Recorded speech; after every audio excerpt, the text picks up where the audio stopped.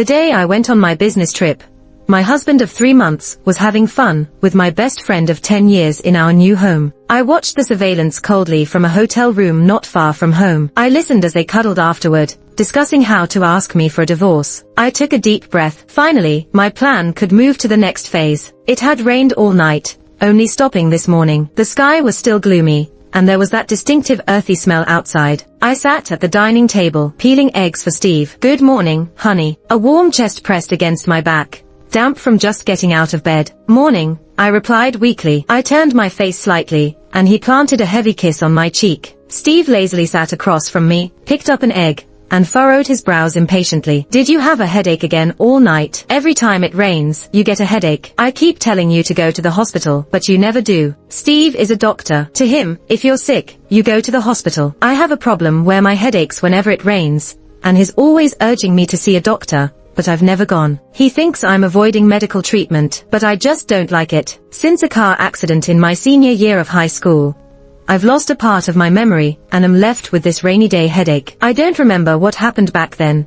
I just know while I was unconscious, my grandmother arranged for my transfer to another school. I handed him the egg. "I'm leaving after breakfast. It's a 5-day trip." "You're going on a trip again?" He cuddled up to me like a big puppy. "If I had known, I wouldn't have let you off last night." I subtly disentangled from his embrace, feeling a bit nauseated. All right, it's just 5 days. I'll go pack." Hearing no response from him, I turned around. Sure enough, he was engrossed in chatting on his phone. I bet he was inviting Seline, my best friend. As expected, half an hour after I walked out the door with my suitcase, Seline arrived at our home. She wore a sexy red dress, her thick, seaweed-like hair cascading over her shoulders. Her glamorous face with exquisite makeup could make any man lose control. I watched as Steve pulled her inside, and they couldn't wait to kiss passionately right in the hallway. I quickly turned down the volume as the seductive sounds came from the surveillance footage. They had a wild time, from the living room sofa to the bed in the master bedroom, trying various positions all day long under the gaze of our wedding photo. I remembered the first time I brought Seline over. She was interested in our bed and specifically asked Steve for his contact details, saying she wanted to know where to buy such a comfortable bed. She probably had her eyes on Steve from then. She got what she wanted, able to go wild on that bed. Watching Steve's face on the screen, I felt momentarily dazed. Steve was a fellow medical student, tall and handsome, with striking features. He supposedly fell in love with me at first sight, and pursued me relentlessly, picking me up and dropping me off, giving me flowers and gifts, even staying with me for boring lab experiments. I have some self-awareness. I'm not a great beauty, just pretty in a simple, delicate way, with average grades. Nothing really stood out. I thought he was just interested for a bit, but he persisted for 2 years. On graduation day, I envied everyone with their parents there for the ceremony. My parents died when I was young, and my grandmother, with whom I survived, passed away a few years ago. I stared at the seat reserved for my family, thinking if Grandma were alive, she would be so proud. "Anna, congratulations." I looked up and saw Steve,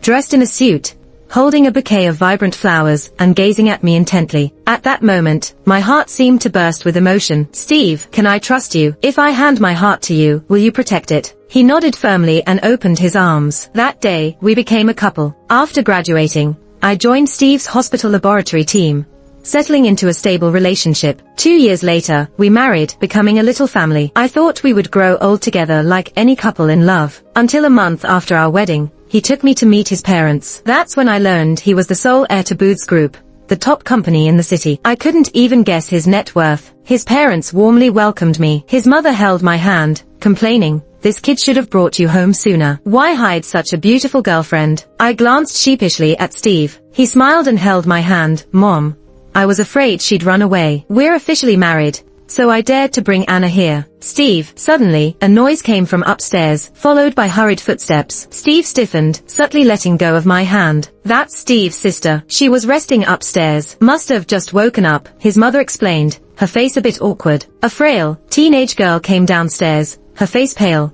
eyes watery, and looking very fragile, like a delicate flower. She wore a cotton dress similar to mine, making my heart skip a beat. "Is this Steve's sister?" I quickly stood to greet her. "Hello." The girl ignored me, walking straight to Steve. "Steve, did you get married?" Steve visibly panicked, quickly holding her hand. "Dora, don't be mad. I'll explain everything, don't worry." He led her gently to the sofa, treating her like a precious pearl. I stood awkwardly in the living room as Steve gently explained things to his sister. His mother pulled me aside and whispered, "Anna, Steve and Dora are very close. Her health has been poor, so we rarely let her out. She's been incredibly attached to Steve since childhood." I nodded and turned my head to see my sister curled up in Steve's arms, crying. He gently stroked her hair, his eyes filled with pain and affection. I was confused. Was it really that hard for Steve to accept getting married? That day, Steve's sister didn't say a word to me. She looked at me with hatred and despair. Definitely not how a sister should look at someone. Did Dora always have health issues? I asked Steve on the way home. He was silent for a moment. "It's a heart condition. She's never found a suitable donor. She used to be so cheerful and lively. Since she got sick, she's become very sensitive." "Anna," he said, holding my face and looking into my eyes, "Dora is a kind girl. She really likes you. She just can't express it well. You will like her." I nodded, pushing down the discomfort I felt inside. At that time, I was purely in love with Steve. I even teased him lightly about having a slight sister complex. Later, I discovered that Dora wasn't his biological sister, but an adopted child. It was late. In the surveillance footage, the two were huddled together, sleeping. Now it was my turn to make a move. I couldn't cry instantly, so I sprayed a bit of pepper spray on myself. The intense sting made tears stream down, smearing my eye makeup, leaving my eyes swollen and red. Dragging my suitcase, I took a cab back to our bedroom door, messed up my hair, and took a deep breath. The show was about to begin. I pushed open the door and turned on the light. The two on the bed woke up instantly, sitting up, the blanket slipping off their bodies. I screamed, grabbed the bedside lamp, and started hitting them both. My sudden attack seemed to have caught them off guard. After several hits, Seline finally reacted, screaming and hiding under the blanket. Steve's expression turned from confusion to panic. After taking a few more hits, he jumped off the bed and held me tight. "Anna, calm down. Let me explain. "Steve, you bastard." I struggled, taking the chance to scratch his face a few times. Anna. Steve forcibly dragged me to the living room and sat me down on the couch. He was still pretending to be affectionate, probably afraid I'd hurt them too much. I took several deep breaths, slowly rotating my overstrained wrist. Gradually calming down, I looked at Steve with red eyes, his head lowered, holding me tight. "Steve, did you forget about the surveillance cameras we installed when we renovated the house?" I asked in a tearful whisper. His eyes turned cold. I sighed lightly and pushed away his arms. "Funny. I used to love when he held me like this. I didn't expect we'd break up while he held me in the same way." I got up, dragged my suitcase to the door, and said, "Divorce papers, 9 a.m. tomorrow." There was no sound behind me. I knew he'd agree. Only by getting divorced could they fall into a place beyond redemption. The wheels of fate began to turn slowly. I was excitedly awaiting what was about to happen. The next day, at 9 a.m., Seline walked toward me, clutching Steve's arm, a face full of guilt. "Anna, I'm sorry. Steve and I just couldn't help it." I knew her too well. The smugness in her eyes was barely contained while she tried to act kind. I shot her a cold glance. "Don't laugh out loud, Seline. This is your own choice." I threw the divorce papers at their faces and walked inside quickly. The divorce went smoothly. Steve remained expressionless the entire time. Yes, Steve never loved me. I should have known from the first time I saw Dora. Maybe that visit triggered Dora. She was admitted to our hospital the very next day. It was raining that day, and I stayed home because of a severe headache. Thinking about Dora being hospitalized, I decided to cook and bring her some comfort food. Approaching the room, I heard soft sobbing. "Steve, will I never get better?" The doctors said without a heart, "I can only live until I'm 20. "Steve, I don't want to die. I don't want to let you go to Anna when you obviously love me." I froze, pulling back my hand from the door. My heart pounded. What did she mean? How could Steve love Dora? They were siblings. "Dora, I will get you treated." Steve's voice echoed. "Steve," Dora cried out, "is it so hard to admit you love me? Look at Anna and then look at me. Look at our faces, our clothes. Why can't you see it clearly?" I knew how much I resembled Dora from the first moment we met. "If you didn't love me, why didn't you bring Anna home before we got married? If you didn't love me, why did you avoid me? If you didn't love me, why did you kiss me on the lips while I was asleep last night? We're not real siblings. You can love me." Suddenly, my mind went blank. Did Steve love Dora? I walked to the door and saw through the glass that Steve was holding Dora, gently kissing the top of her head. "Steve, I know I don't have long to live. Anna can stay with you. I'm too selfish. I just wanted to know that you love me too. Just love, that's enough." "Dora," Steve's voice was filled with sorrow, You've always been the one I love. I'm just too scared of losing you. Anna is nothing but a solace. It wasn't a slight sister complex. Steve always loved his sister Dora. I was just a comfort. My head throbbed violently. Crouching down, I held my head as the pain grew more intense, as if something was about to burst out. I couldn't help but groan, but my remaining sanity told me I had to leave. Leave this place immediately. Don't see the two inside. Don't let them see me like this. Stumbling, I rushed downstairs. What was that flashing in my mind? Snow-white photos flying everywhere, malicious gazes, lots of people around, whispering, pointing. What on earth is going on? Falling several times along the way, getting up several times, my knees scraped, my arms scratched, but none of that pain compares to the headache. It hurts so much I'm drenched in sweat. Finally back home, with nearly depleted strength, I stumbled to the bed, grabbed the painkillers from the nightstand, and popped them in my mouth. No water. Not sure if the bitter taste in my throat distracted me from the headache, or if the painkillers kicked in. My mind gradually clears. The worse the headache, the clearer my mind once it recedes. I lie on the bed, battered and bruised, my sweat-soaked hair clinging to my face. How painful is it to let go of someone you love? It can't be worse than the splitting headache I just had. I only feel cold inside. Turns out, every moment I thought was love, Steve was seeing Dora, hugging Dora's stand-in, kissing Dora's stand-in. Dora was always standing behind me. Steve, I don't want any part of this anymore. And what were those images in my mind earlier? The headache is getting worse, and more images are flooding in. Is my lost memory coming back? I drift into a fitful sleep, until a phone call wakes me. It's the call that changes everything. Hello, is this Anna? A strange man's hoarse voice. I'm Amy's brother, can we meet? Amy, a delicate figure flashes in my mind. I remember her. She was our middle school classmate. So gentle, always treating me and Seline like little sisters, even though we were the same age. But she suddenly dropped out in our second year.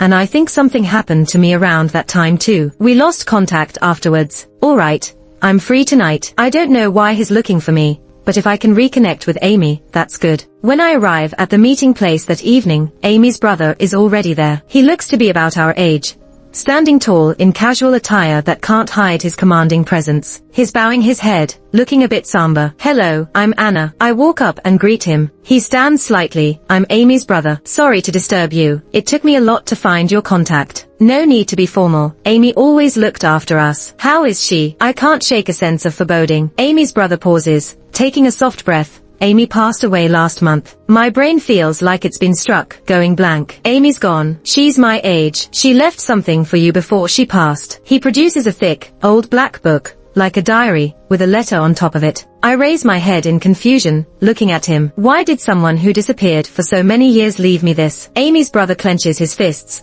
looking solemnly at me. I haven't opened the letter, but I read Amy's diary. His eyes redden suddenly, choking up.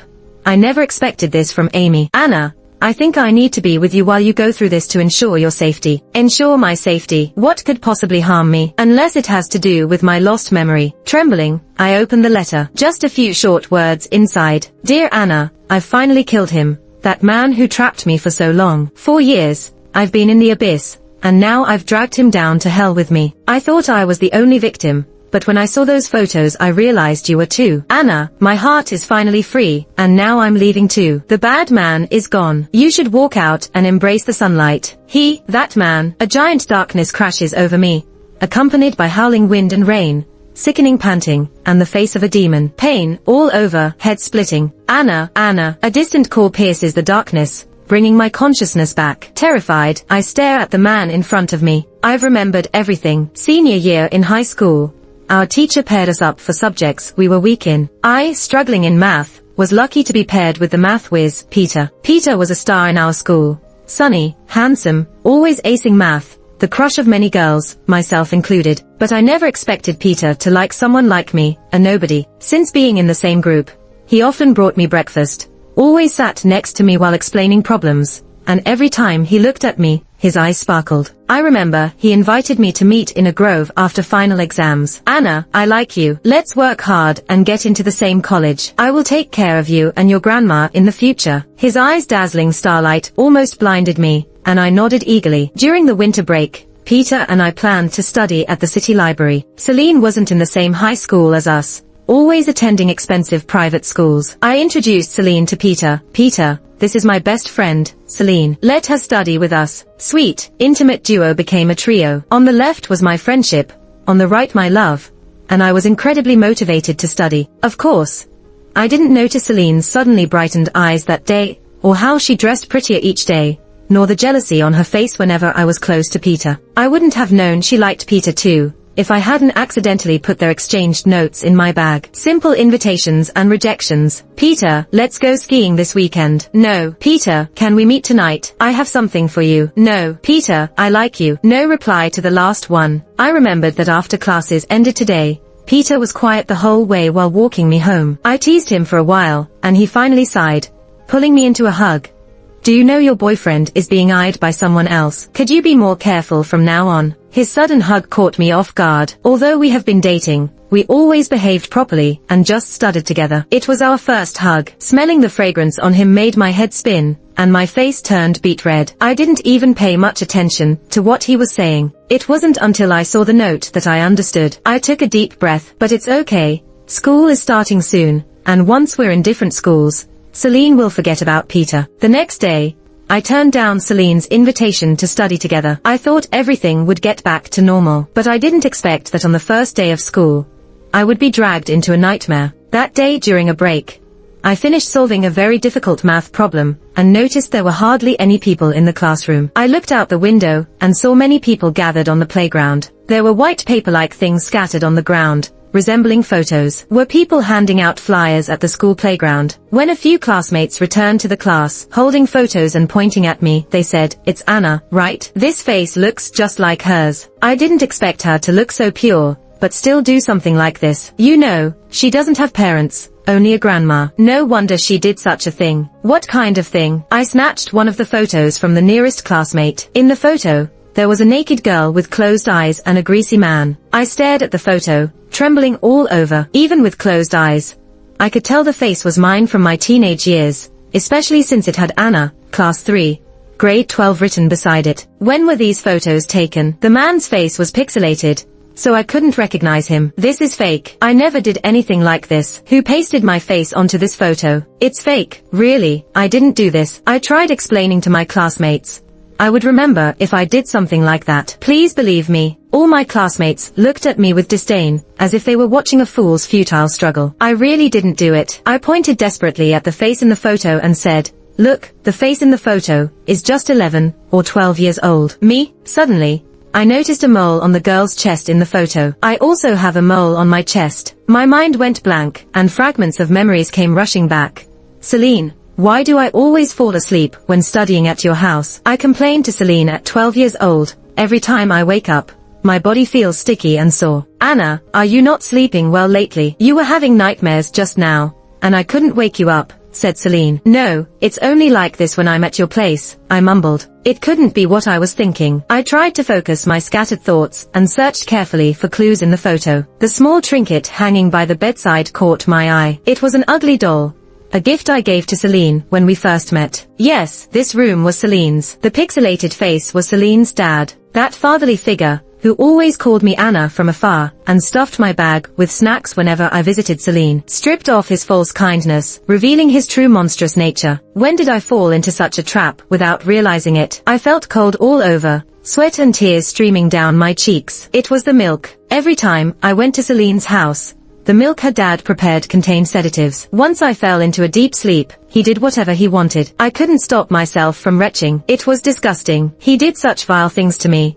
and I was completely unaware. If it weren't for these photos, the photos scattered all over the playground. How many people had seen them? No, I had to pick them up. Ignoring the pointing stares around me, I dashed towards the playground. Someone grabbed my hand with such force that I couldn't break free. Anna, calm down, Anna. The person in front of me seemed half hidden in the mist. I couldn't see his face clearly, and the loud buzzing in my ears drowned out his voice. It wasn't until I buried my face in a familiar, fragrant embrace that I woke up in despair. Peter, he must have seen those photos. What good would it do to pick them up now? Everyone has seen them. They won't forget. Even if it was proven that I was drugged and assaulted, they would only say, Anna was raped, turning it into gossip. Anna, I believe you. We'll call the police. Peter held me tightly, his voice trembling with a slight sob. I didn't dare hug him back. He was so clean, and I already felt filthy. Peter, remember, the Anna you like is clean. After saying that, I pushed him away calmly. Anna, Peter called out, his face filled with pain as he held my hand. I'm fine, Peter. I just miss my parents a bit. Help me get a leave from the teacher.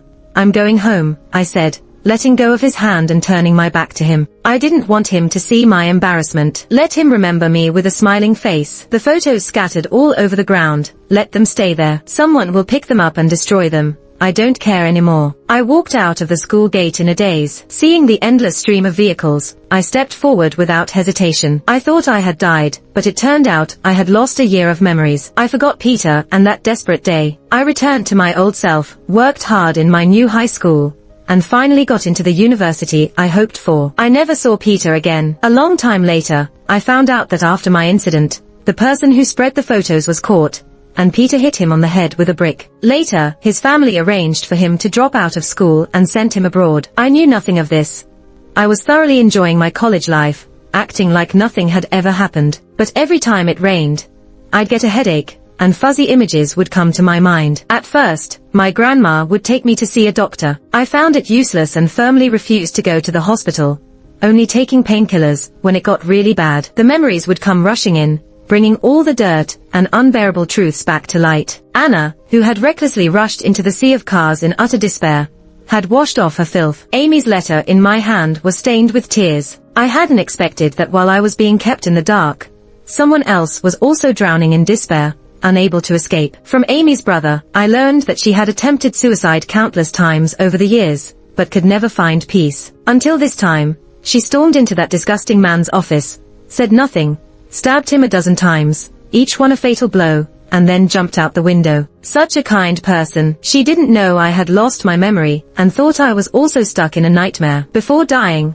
she left a note telling me she had slain the demon. But there wasn't just one demon. The photos were taken by Seline, and she had spread them across the playground. Anna's name was all over them, clearly aiming at me. This was the one who actively invited me over to do homework, who lied about being allergic to milk, who confessed to Peter, and got harshly rejected. My dear friend Seline. No wonder I couldn't reach her after transferring schools. It was all because of this. Anna, that man is dead, and you have a bright future ahead of you, Amy's brother said, with a hint of worry in his eyes. Future, that word suddenly felt so distant. My husband, Steve, loved his sister Dora, who had heart disease. Even though Dora didn't have much time left, even after she died, Steve would always hold her in his heart. I refused to be anyone's second choice. Seline was probably living happily somewhere, but I didn't want her to get away with what she had done. Suddenly, an idea came to my mind, a secret plan. I had introduced Seline to Steve. I went to great lengths to find Seline and pretended to bump into her. We talked about how we were doing,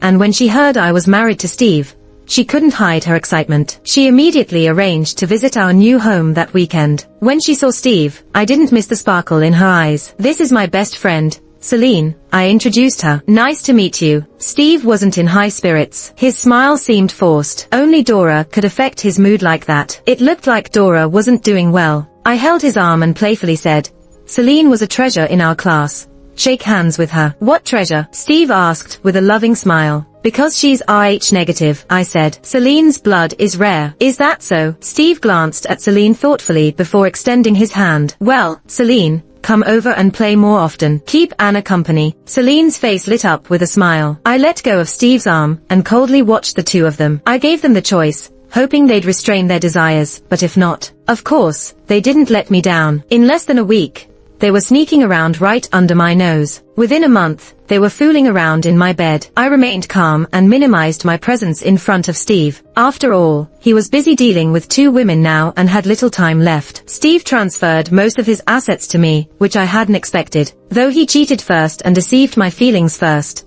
I didn't hold a grudge over the assets, considering how he fit into my plan as a pawn. Still, it wasn't my style to turn down money offered to me. I accepted it all. Seline took Steve's divorce certificate and walked over to me, saying, Anna, this divorce was worth it. Huh. So much money, you couldn't spend it all in a lifetime. Not even married yet, and thinking about the money, she had such a sour tone. I tossed the divorce certificate into my bag and said solemnly, yeah, considering I was his first wife, the treatment is different. You better look after your future husband. When you divorce, you might not get as much. Steve loves me too much. We won't ever get divorced, Seline said confidently. Is that so? I looked at her playfully. Steve walked over, looked at me briefly, then turned to Seline. Weren't we going to register our marriage? He said, turning away. Seline gave me a triumphant look, as if to say, see, your man is mine now. She quickly walked after Steve. I watched their backs as she caught up and held his hand. Steve said something, and Seline smiled at him. Seline, I couldn't help but call out. Their intertwined figures turned around, and I suddenly didn't want her to be so happy. I remembered those photos a long time ago, I said softly. I knew she heard me. I could see her face go pale even from that distance. I turned around and walked away. As for Steve, I didn't even glance at him. Seline dared to interfere in my marriage so blatantly only because I had lost my memory after the car accident. After we got in touch this time, she tested me several times, until she was sure I had completely forgotten. Then she relaxed and approached me. Now, I told her, I already remembered everything. Seline, congrats on stepping into the gates of hell. Even though Steve and I work in the same hospital, one in cardiology and one in the lab, it would be hard to meet without arranging it. Not to mention, after the divorce, we both avoided each other. I saw them again outside Dora's hospital room. I was upstairs getting some test materials for an inpatient. When I passed by the room, I saw Seline squatting at the door, silently crying against the wall. I slowed my steps and looked into the room. Steve was comforting Dora gently. When she saw me, Seline quickly wiped her tears and stood up. What are you doing here? Came to laugh at me. I rolled my eyes, really speechless, and turned to leave, not bothering to deal with her. Stop. Seline stepped forward and grabbed my wrist. Anna, you did this on purpose. You knew about Steve and Dora all along. You used it to get me to divorce Steve. I turned back, looking surprised. Never thought the last place in every exam Seline could figure this out. I shook off her hand. Yes, I did it on purpose. But did I force you onto his bed? A flash of embarrassment crossed her face, but it vanished quickly. She took a step closer and whispered in my ear. So what if you used me? I'm still Steve's wife, aren't I? And you don't know, do you? Dora is about to die. The doctors say she has less than 2 months. Once she's gone, Steve will only love me. Hearing the smugness in her voice, I didn't argue. I just quietly watched her arrogant face and asked, I heard your dad was murdered. Her smile froze, her expression twisted a bit. Seline, when you do bad things, you have to pay. How do you know you won't die before Dora? She looked at me and took a step back, flashing a sinister smile. Anna, remember those photos? There are many, yours, others, a lot. My chest tightened. I couldn't believe she could be so calm after doing such things. Didn't she feel any guilt? Don't look at me like that. You all brought it on yourselves. You loved coming to my house back then. Seline's face showed a brief emptiness and confusion. I only brought you home because that way Daddy would come home, have dinner with me, and buy me my favorite dolls. You wouldn't understand. Looking at the craziness in her eyes, I didn't know what to say. So I turned to leave. Yes, I didn't understand. I didn't understand why someone could hurt others so ruthlessly and still think they did nothing wrong. No, wait, she suddenly realized, following me. If you remembered, you should hate me. Why use me? Why let me marry Steve? You must have a plan, right? Guess. I quickened my pace. My plan was simple, but I doubted Seline would figure it out before she died. A month later, gossip spread in the hospital about Steve's new wife. They had just been married a month when she accidentally fell down the stairs one night, suffered a severe brain injury, stayed in intensive care for a few days, and was eventually declared brain dead. They said that afternoon, Steve, as the family member, signed the heart donation agreement, donating Seline's heart to Dora, who had the same blood type. They said Steve was so distraught over his wife that his hands trembled too much to sign, and he fainted out of grief right after signing. The night before the surgery, I went to see Seline. We had known each other for over 10 years, but it was the first time I saw her lying so quietly. Even with the breathing tube, her beauty was undiminished. I remembered being bullied by classmates for not having parents since I lived with my grandma, and Seline holding my hand.